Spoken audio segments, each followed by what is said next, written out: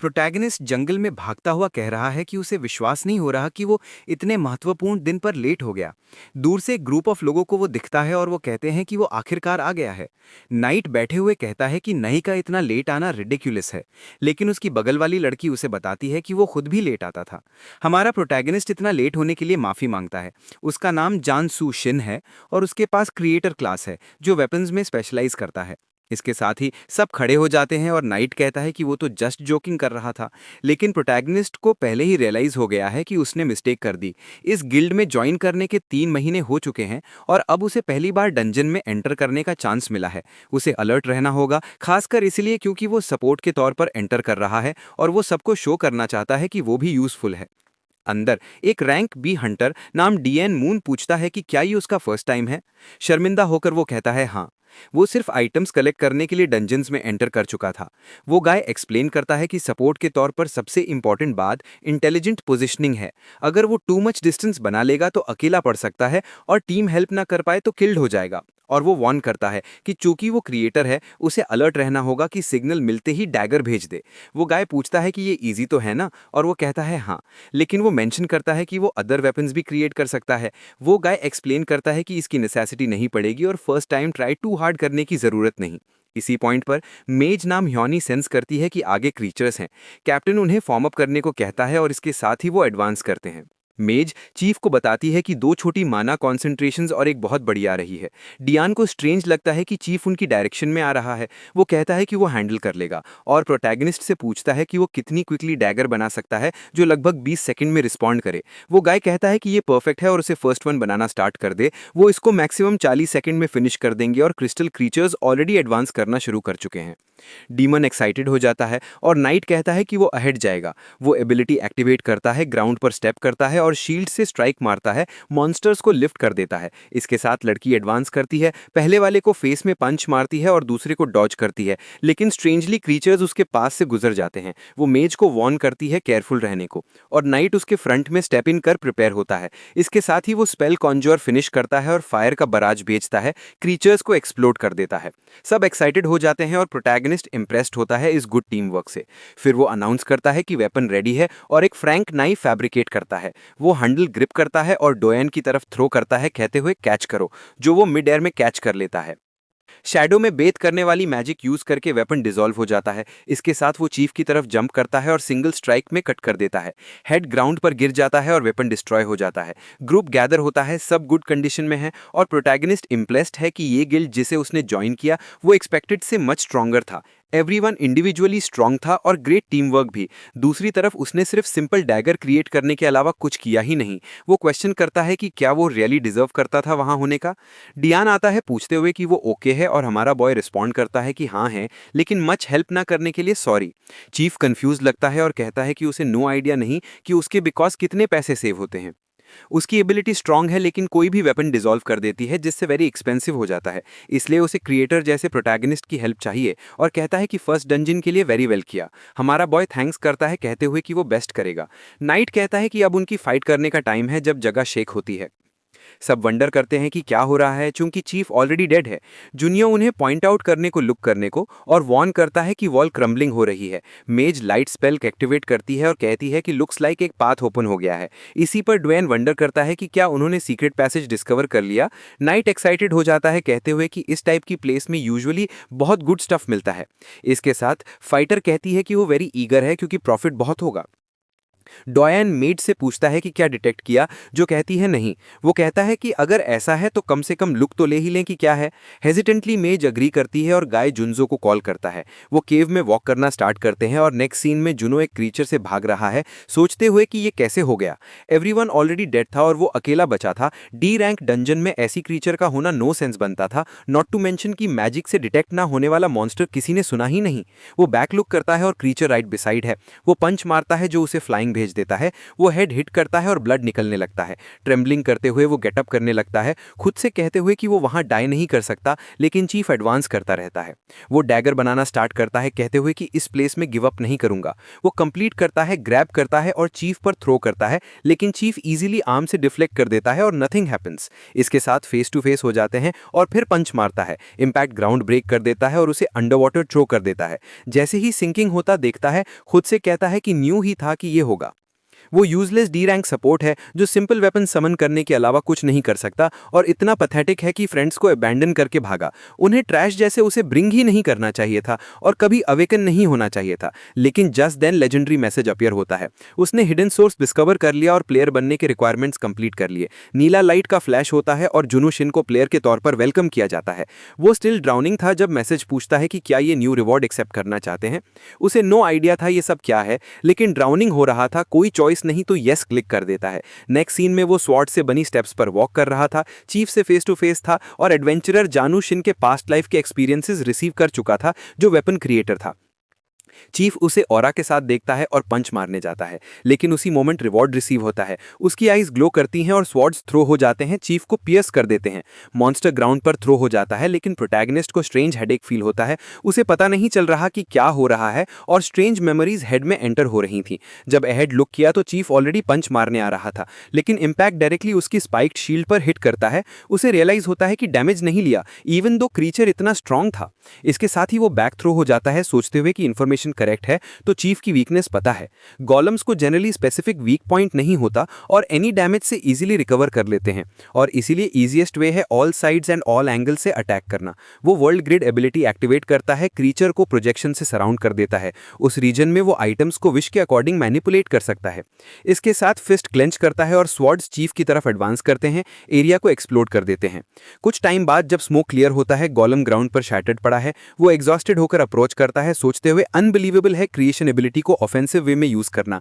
System कहता है कि उसने सर्टेन प्लेस के सर्टेन चीफ को किल कर दिया। फिर वो पर्पल ऑरा देखता है और वंडर करता है कि ये क्या है। साथ में वो चीफ से बात नहीं कर पा रहा क्योंकि अभी इस रीजन के सब स्टोन्स डिस्ट्रॉय हो गए हैं।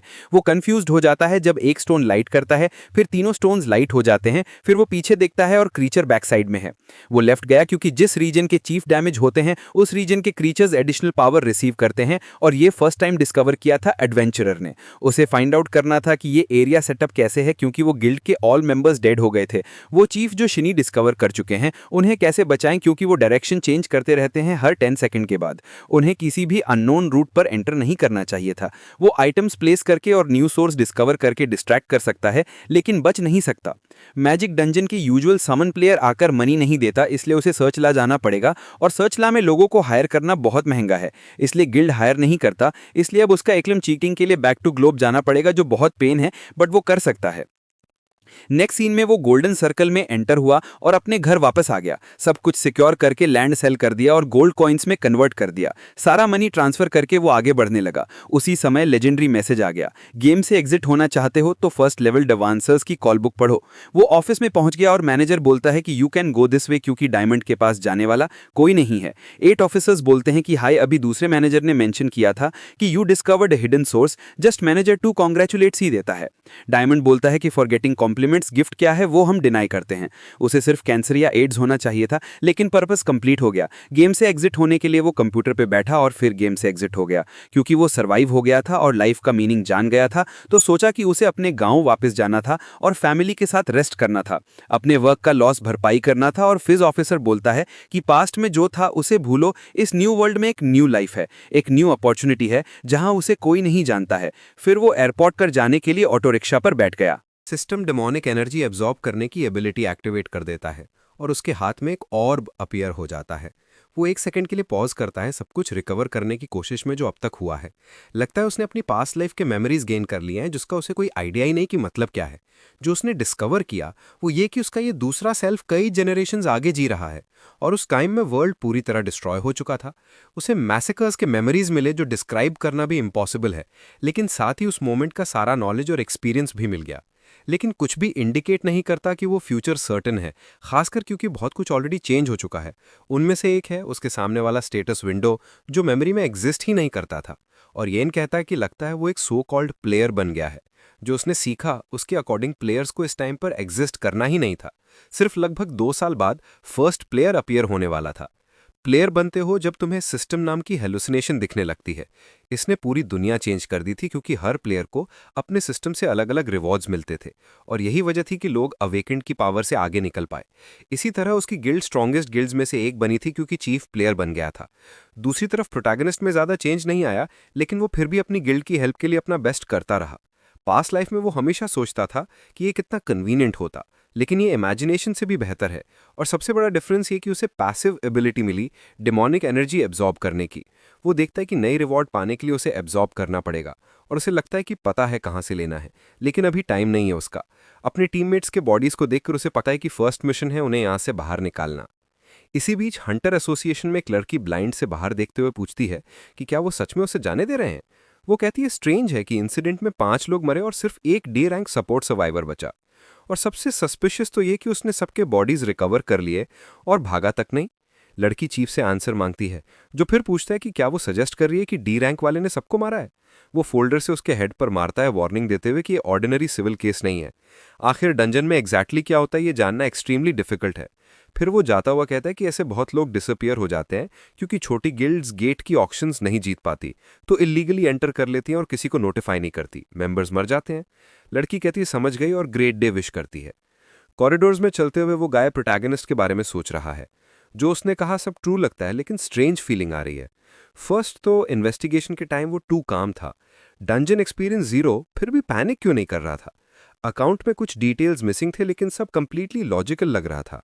वर्स्ट पार्ट ये कि वो खुश नहीं है लेकिन इन्वॉल्व नहीं हो सकता, फिर भी उस पर आय रखना वाइज रहेगा। शहर में चलते हुए प्रोटैगनिस्ट कहता है कि कुछ गलत है। गेट अनकन्फर्म्ड लिस्ट में थी, लेकिन उनके पास क्लियरली प्रूफ ऑफ परचेज था। एसोसिएशन का सील तक मार्क था। एक ऑप्शन तो ये कि किसी ने एसोसिएशन बन के गिल्ड को डिसीव किया, नॉट टू मेंशन कि बाकी गिल्ड्स के साथ भी सिमिलर सिचुएशंस हो रही हैं। रीजन नहीं पता, लेकिन इन सारी डिसअपियरेंसेस में एक कॉमन बात है। सारी गिल्ड्स में डोयन जैसे प्लेयर्स थे जो फ्यूचर में हीरोज बनने वाले थे। क्लियरली कोई हीरोज की एग्जिस्टेंस एरेज करने की कोशिश कर रहा है। मतलब अभी के लिए उसे इंश्योर करना होगा कि किसी को पता ना चले कि उसके पास एबिलिटीज हैं। ऑलरेडी वो सोल सर्वाइवर है एक मिस्ट्री का, कुछ भी किया तो सस्पिशियस हो जाएगा। प्लेयर्स की फर्स्ट सिलेक्शन 2 साल बाद है, तो प्रिपेयर करने के लिए प्लेंटी टाइम है। मेमोरीज को मैक्सिमम यूज करके जितना स्ट्रांग हो सके बनना होगा। साथ ही सारी पावर गेन करनी है बिना ज्यादा अटेंशन अट्रैक्ट किए। स्किल्स में देखते हुए वो स्माइल करता है और कहता है ये काम करेगा। 1 साल बाद फास्ट फॉरवर्ड, जंगल में एक ब्लॉन्ड गाय वेयरवुल्फ के शील्ड पर स्ट्राइक कर रहा था, लेकिन वो वॉलमार्ट स्वॉर्ड यूज कर रहा था क्योंकि इम्पॉसिबल। स्वॉर्ड शील्ड के बीच में ही टूट गई। मॉन्स्टर उसे थ्रो कर देता है, लेकिन वो नाइफ ग्राउंड में स्टैप करके रुक जाता है। जैसे ही ऊपर देखता है क्रीचर ऑलरेडी आ रहा है। क्रीचर ग्राउंड को तोड़ता है और वो डेस्परेटली साइड जंप करता है।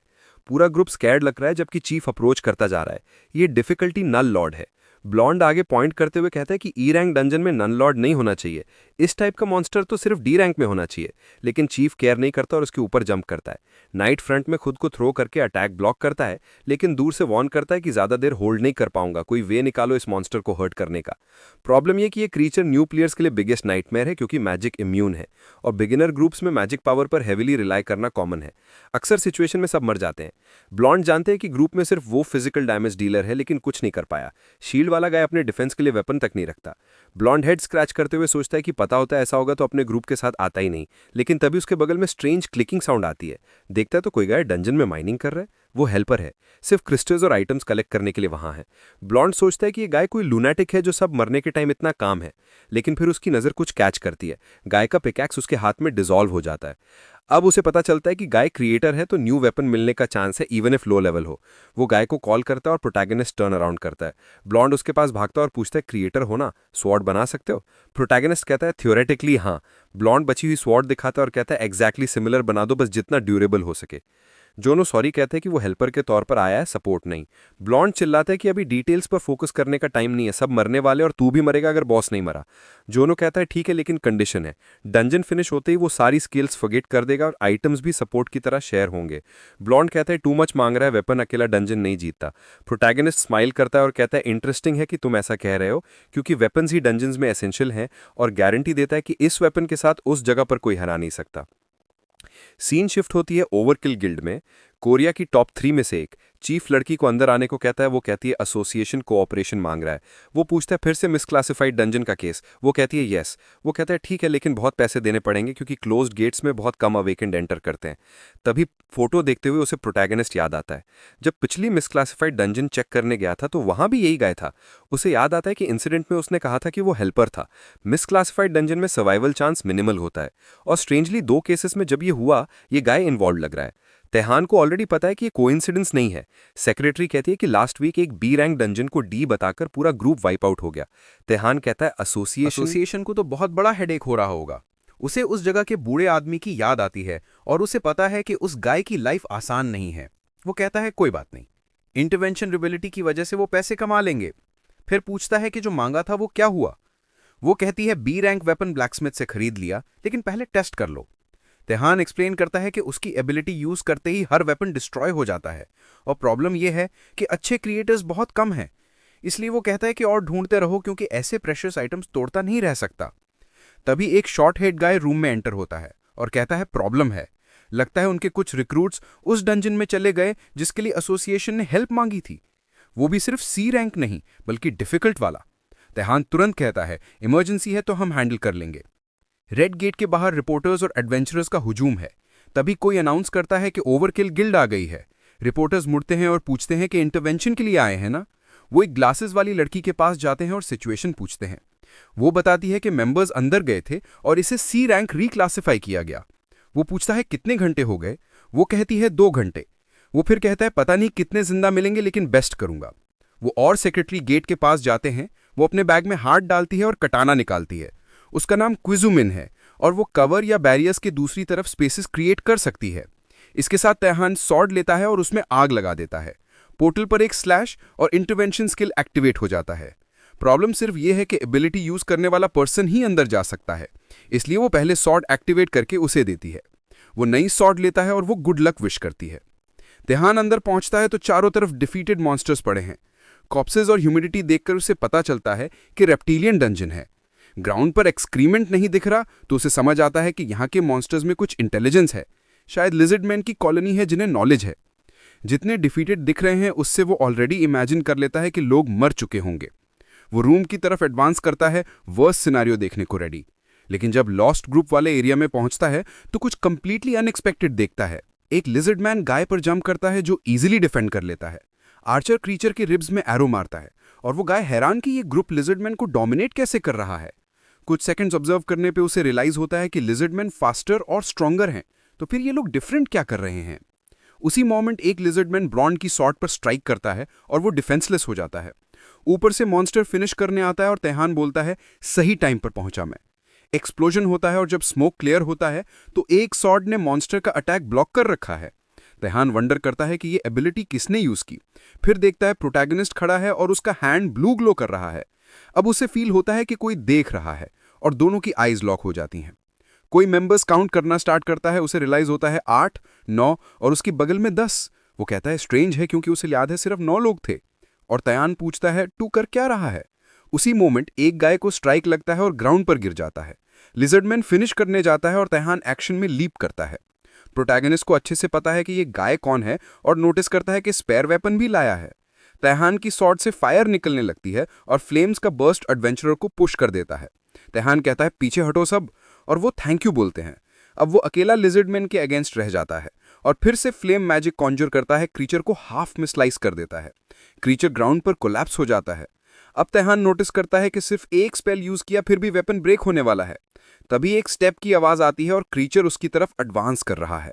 मॉन्स्टर ग्राउंड पर अटैक करता है और तेहान रिट्रीट करता है।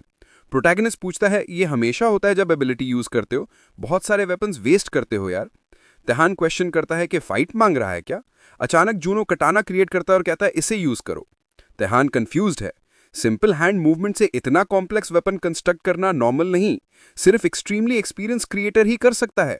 तो सवाल यह है कि वो यहां क्यों है। अचानक जूनियर कहता है एक कंडीशन है इसे यूज करने की। डंजन कंप्लीट होते ही और बाहर निकलते ही तुम सारी एबिलिटीज भूल जाओगे। तेहान कहता है फोर्स करके भूलना पॉसिबल नहीं, चाहे भी तो। जूनो फिर कहता है तो बैग में जाओ और दूसरा वेपन तोड़ लो जो लाए हो।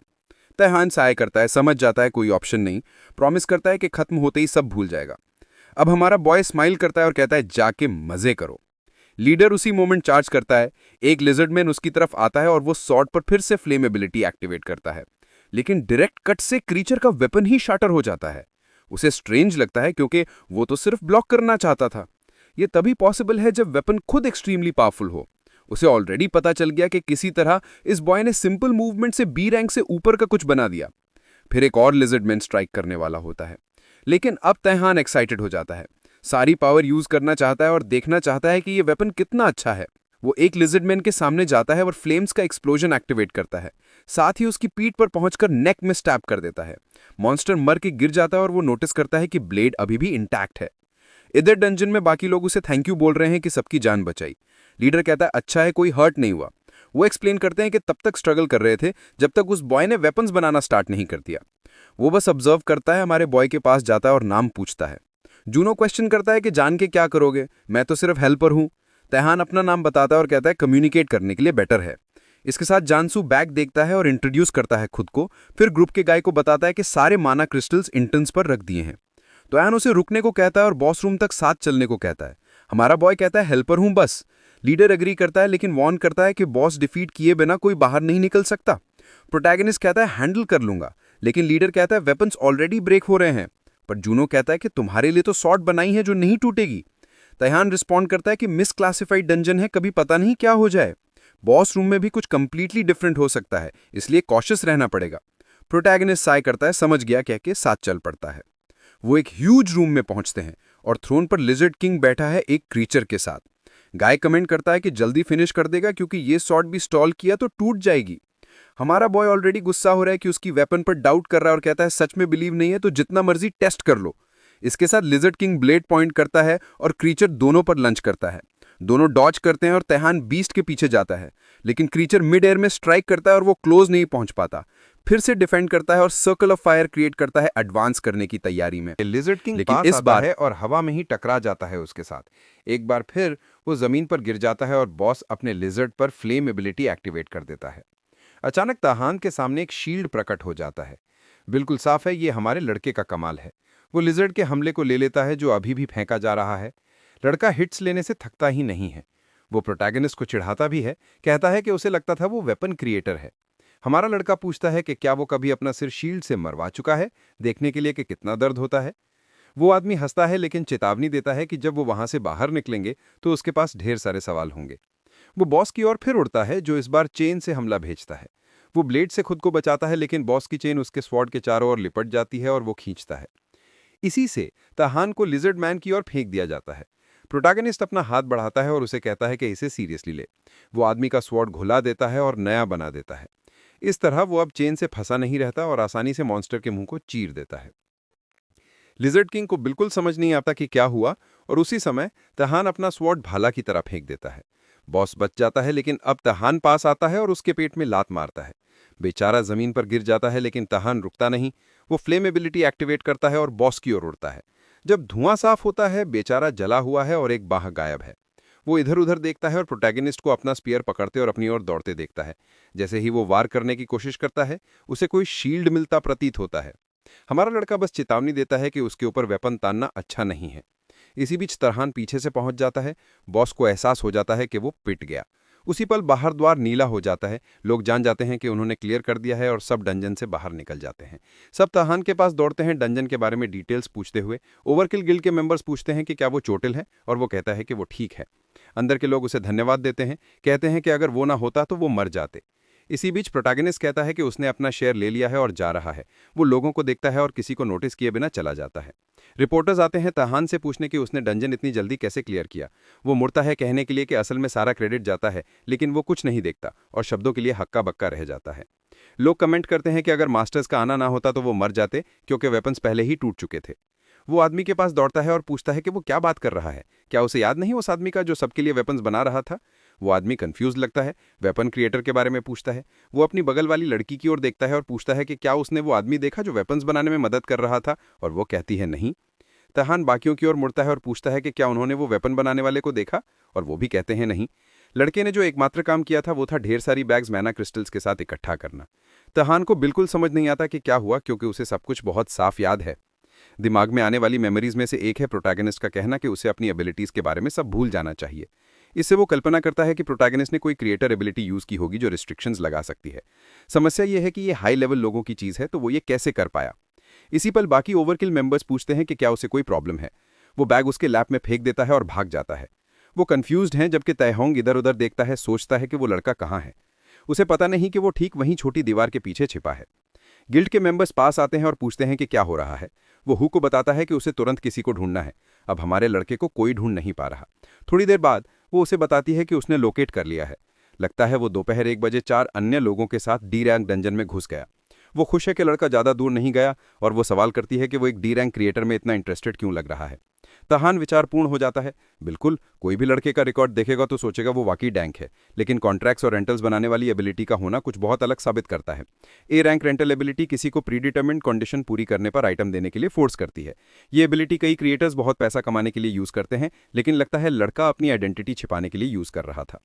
इससे भी अजीब बात यह है कि लड़के की क्रिएटर एबिलिटी से वो कम तैहान के लेवल पर होगा। अब वो जो एकमात्र कर सकता है वो पर्सनली पूछना है। मुट्ठी भींचते हुए वो कहता है कि स्वॉर्ड पकड़ते समय उसे कभी ऐसी सेंसेशन महसूस नहीं हुई। असल में वो इम्प्रेस्ड है अपनी पूरी पावर यूज करने से बिना वेपन के डिस्ट्रॉय होने की चिंता किए। उसने बहुत सारे एक्सट्रीमली स्किल्ड ब्लैकस्मिथ से मुलाकात की है, लेकिन जैसे ही वो अपनी एबिलिटी एक्टिवेट करता और किसी क्रीचर पर वार करता, स्वॉर्ड टूट जाती। ब्लैकस्मिथ इस आदमी से उनके मास्टरपीसेस डिस्ट्रॉय होने पर डेवास्टेटेड हो जाते। कोई उसकी एक्सपेक्टेशंस पूरी नहीं कर पाया।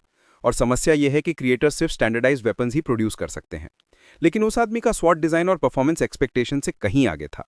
जेंसर के वेपन से वो शायद कोई ऐसी एबिलिटी यूज कर पाए जो अब तक कोई वेपन साइन नहीं कर पाया। उसे पता है कि डी रैंक गेट क्लियर करने में कम से कम 5 घंटे लगेंगे। वो खड़ा हो जाता है और लड़की कहती है कि उसके पास हयामा गिल्ड के मास्टर के साथ मीटिंग है, लेकिन वो कहता है उसे कैंसिल कर दे क्योंकि वो लड़के को खोने का रिस्क नहीं ले सकते। इसी बीच गेट पर एक ओर्क उसके स्लैश को पेट पर ले लेता है। नाइट शॉक्ड है, सोचता है कि हेल्पर ने यह स्वॉर्ड कैसे बनाया, उसने बॉस को मारा बिना ज्यादा मैना यूज किए। हमारा लड़का हमेशा की तरह कॉर्नर में कामली खड़ा है, लेकिन वो आदमी पूरी तरह एक्साइटेड है। कहता है कि उसके पास कभी इतना इनक्रेडिबल स्वॉर्ड नहीं था। वो प्रोटैगनिस्ट की ओर मुड़ता है और धन्यवाद देता है। इसी से सब कहने लगते हैं कि उसे गिल्ड में इनवाइट करना कितना ग्रेट होगा।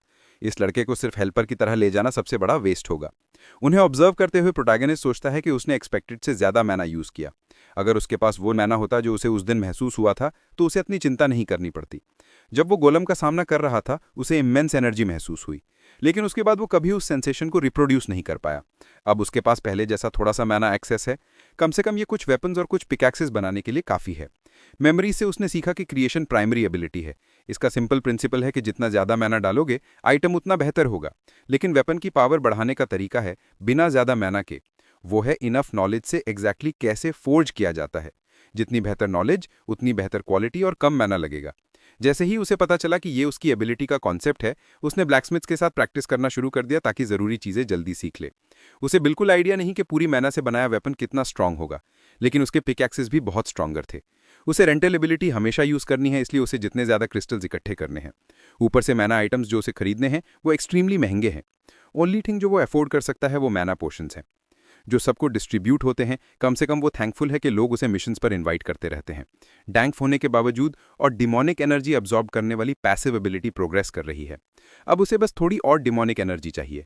समस्या यह है कि उसे 20% और चाहिए, और हर डंजन से लगभग 1% मिलता है।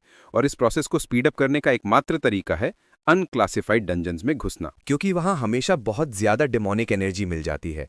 समस्या यह है कि अंदर घुसने से पहले किसी को असली डिफिकल्टी का पता नहीं चलता, और पिछले वाले में तो वो मुश्किल में पड़ ही जाता अगर वो आदमी ना आया होता। लेकिन अफसोस, यही एकमात्र रास्ता है इवॉल्व करने का और अपनी आइडेंटिटी को गुप्त रखने का। इसके बाद सब डंजन से बाहर निकलते हैं और अपने अपने घर चले जाते हैं। प्रोटैगनिस्ट को एहसास होता है कि मेमोरी वाइप हो चुकी है, मतलब अभी तक सब ठीक ठाक चला। तभी कोई उसका नाम पुकारता है। जैसे ही वो पलटता है, तहान अपनी सेक्रेटरी के साथ आता दिखता है। उस पल लड़के को समझ आ जाता है कि इस हरामी पर वो एबिलिटी काम नहीं की।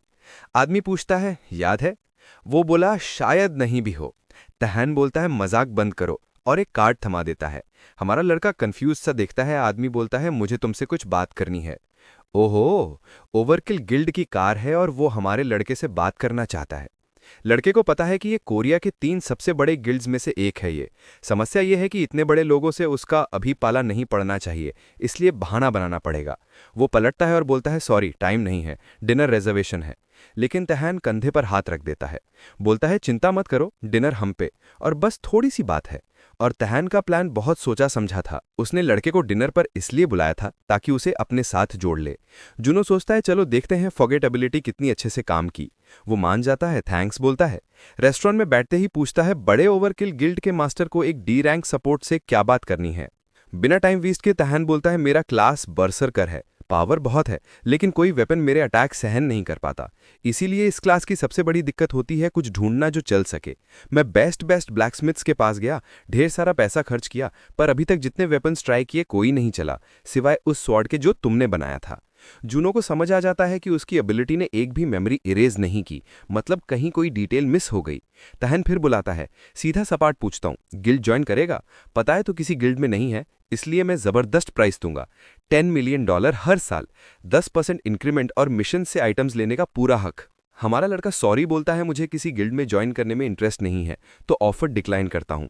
मुस्कुराता है, खाने का थैंक्स बोलता है और निकल लेता है। उसी वक्त सेक्रेटरी पूछती है इतना पागलपना भरा ऑफर क्यों? तहन बोलता है तू वहां नहीं थी, देखती तो समझ जाती। बहुत टाइम बाद कोई मोटा स्वॉर्ड हाथ में लिया जो चीखा तक नहीं, लगा कि वह स्वॉर्ड मेरी सारी पावर ले भी लेगा और टूटेगा भी नहीं। सेक्रेटरी कुछ और कहने वाली थी कि वो जोड़ता है ऊपर से मैं हाई रैंक वेपन्स तोड़ तोड़ के थक गया हूं। सेक्रेटरी को याद आता है कि गिल्ड की सबसे बड़ी प्रॉब्लम यही है कि बॉस सारे वेपन्स तोड़ देता है और फुल पावर यूज नहीं कर पाता। आखिरकार समझ जाती है कि अगर सच में ऐसा कुछ बना सकता है तो ये उनके लिए तो सस्ता सौदा है। फिर भी याद दिलाती है पर आज तक किसी ने भी ऐसा कुछ बनाया नहीं है, इंडस्ट्री के बेस्ट भी नहीं। तहन बोलता है हाँ मुझे पूरा यकीन है, लड़का जो मांगेगा दूंगा, बस हमारे लिए काम करे। बाहर हमारा लड़का सोचता है कि इतना शानदार ऑफर ठुकराना अफसोस की बात है, ओवरकिल जैसे गिल्ड का सपोर्ट मिल जाता तो मजा आ जाएगा, लेकिन अभी टाइम नहीं आया। खैर कोई बात नहीं, टाइम का ही तो खेल है, वो आदमी फिर आएगा ही। दूसरी तरफ ढेर सारे गॉब्लिन जमीन पर हारे पड़े हैं और एक लड़के को काट दिया जाता है। नाइट पूछता है तू कौन है? तलवार निकालता हुआ नीले बालों वाला आदमी बोलता है इम्प्रेसिव, ज्यादातर लोग तो अभी जिंदगी की भीख मांग रहे होते। वो बोलता है कि ये वो लड़का है जिसमें हीरो बनने की पोटेंशियल है। लड़का पूछता है तू कौन है और सबको क्यों मारा? आइटम्स लूटने आया है? आदमी बोलता है तू तो मरने ही वाला है, जानने की जरूरत नहीं है, बस आ मेरे ऊपर या फिर यूं ही खड़ा खड़ा मर जाएगा। लड़के को पता है आसान नहीं होगा, और सबसे बुरी बात कि वहां से निकलने का कोई रास्ता नहीं है। वो दौड़ता है लेकिन वो आसानी से डिफेंड कर लेता है। लगातार अटैक्स के बाद भी कुछ नहीं होता। फिर एक ही मूव में उसकी स्वॉर्ड उड़ जाती है। ऊपर देखता है तो पेट में लात पड़ती है और दीवार से टकरा जाता है। स्वॉर्ड तो एक बाह के साथ उड़ गई लगती है। वो डिसअपॉइंटमेंट बोलता है कि हीरो मारने का जॉब लेकर एक्साइटेड हुआ था, कुछ हुआ नहीं। दरअसल बाह अभी भी है और वो माफी मांगता है कि मार ना डालो, लेकिन वो बोलता है कोई बात नहीं, दर्द कम करने में मदद कर दूंगा, और किलिंग ब्लो मार देता है। साइको अभी भी मुंह बनाता है, सोचा था थोड़ा ठीक ठाक फाइट होगा। लड़के के पास जाता है और बोलता है चिंता मत करो, तूने बॉस के खिलाफ अच्छी फाइट लड़ी थी, यही सबको पता चलेगा। अफसोस अनक्लासिफाइड डंजन्स में हमेशा यही होता है। फोटो देखता हुआ बोलता है एक और कलेक्शन के लिए। तभी ठंडक महसूस करता है और बोलता है ये घिनौनी फीलिंग से नफरत है, प्रीस्टेस यहाँ क्यों है? खतरनाक से खतरनाक विलन एंटर करती है और बोलती है कीमती सामग्री कलेक्ट करने आई हूं। वो आदमी बोलता है ये तो कचरा है, इन्हें और ग्रो होने देना चाहिए था। महिला पलटती है और पूछती है मास्टर पर शक कर रहे हो? वो बोलता है इतनी सेंसिटिव मत बनो, बाकी संभालो और मुझे अब एस रैंक हंटर से लड़ने भेजना शुरू करो, यही कारण है कि मैं इसमें पड़ा हूं। वो रिचुअल शुरू करती है और बोलती है चिंता मत करो, तेरी बारी जल्दी आएगी।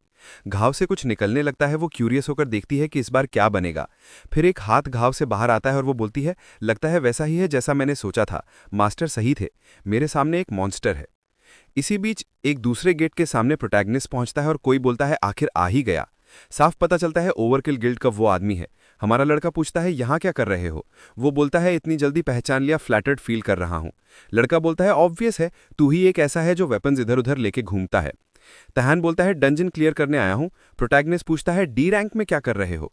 वो बोलता है एक गिल्डमेट बीमार पड़ गया, उसके लिए पूरा कर रहा हूँ। तभी बाकी टीम वाले आवाज देते हैं कि जल्दी चलो। हमारे लड़के के पास कोई चॉइस नहीं बचती, डंजन में घुसना ही पड़ता है। समस्या यह है कि इससे उसकी सारी प्लानिंग चेंज हो जाती है।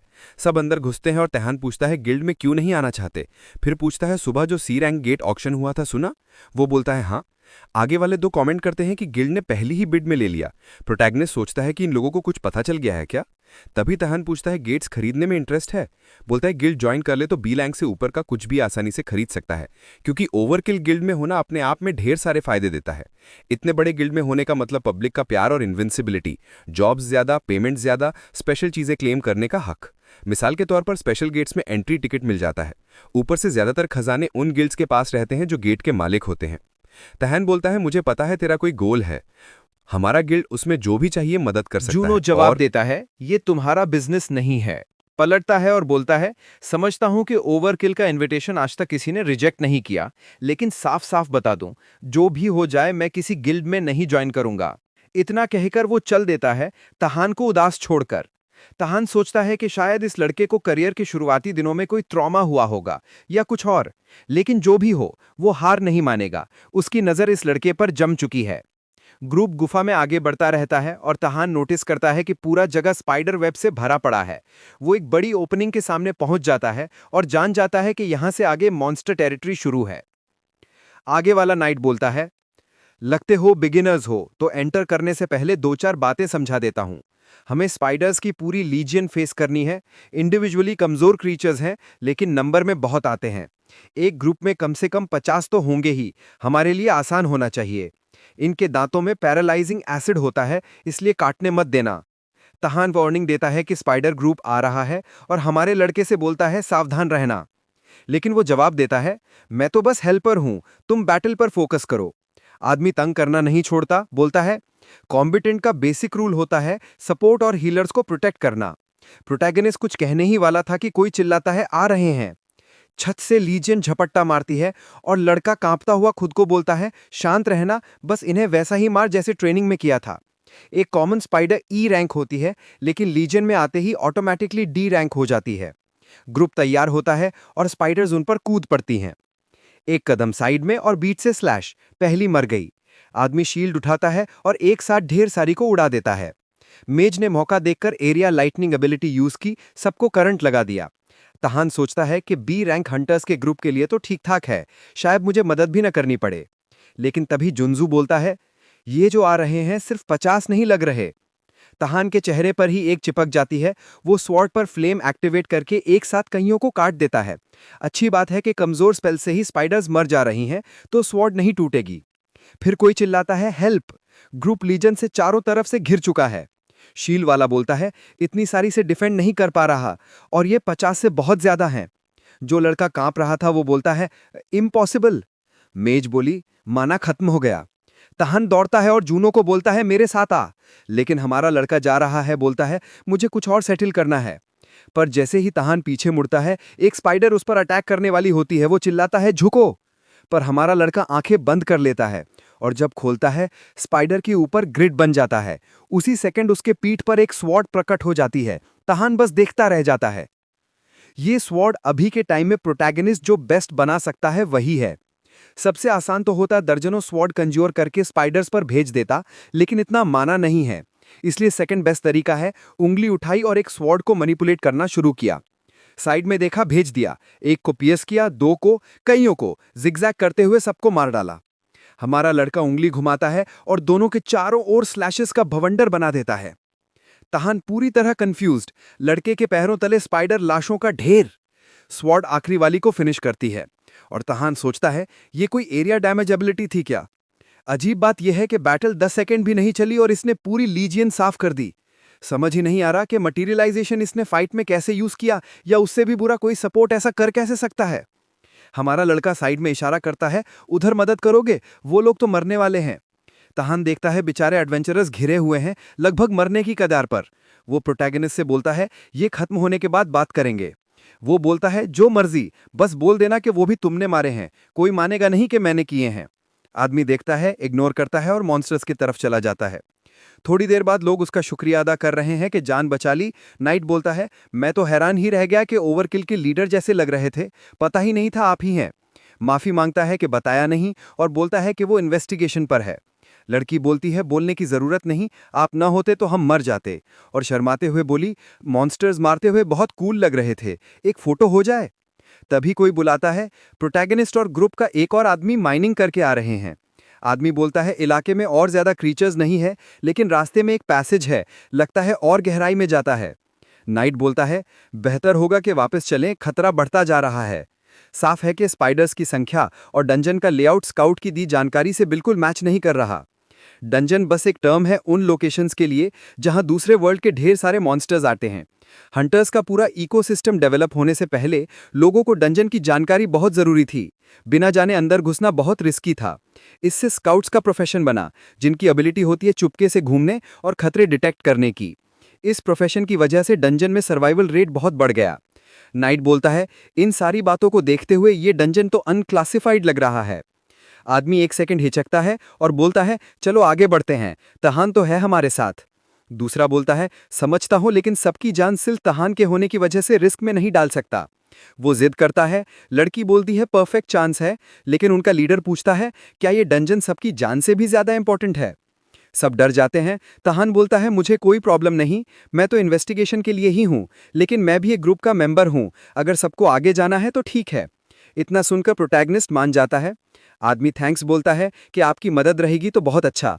फिर तहान को लीडर बनने को बोलता है, लेकिन वो मना कर देता है। वो बोलता है, तुम ही लीड करते रहो। आदमी समझ जाता है और बोलता है, चलो आगे बढ़ते हैं, सब मेरे पीछे। गुफा में और अंदर जाते हैं और एक बहुत बड़ी दरवाजे के सामने पहुंच जाते हैं।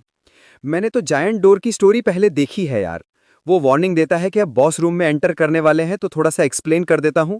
इस डंजन का बॉस है लीजन की क्वीन स्पाइडर, हायर डिफिकल्टी वाली।